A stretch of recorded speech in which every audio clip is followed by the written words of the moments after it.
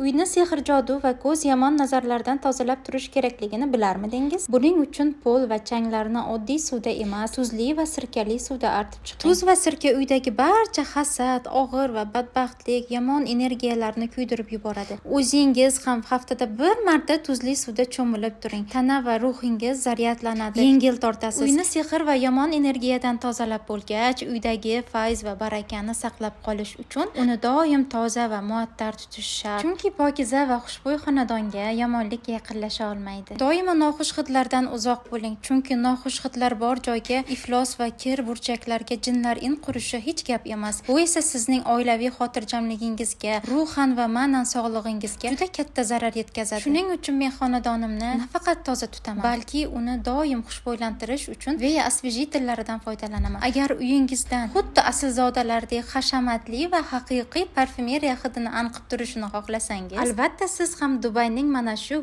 iforlaridan foydalaning. Uyingizga ham fayz, ham haqiqiy xotirjamlik qaytsin. Videoni yo'qotib qo'ymaslik uchun hoziroq saqlab oling va yaqinlaringizga jo'natib qo'ying.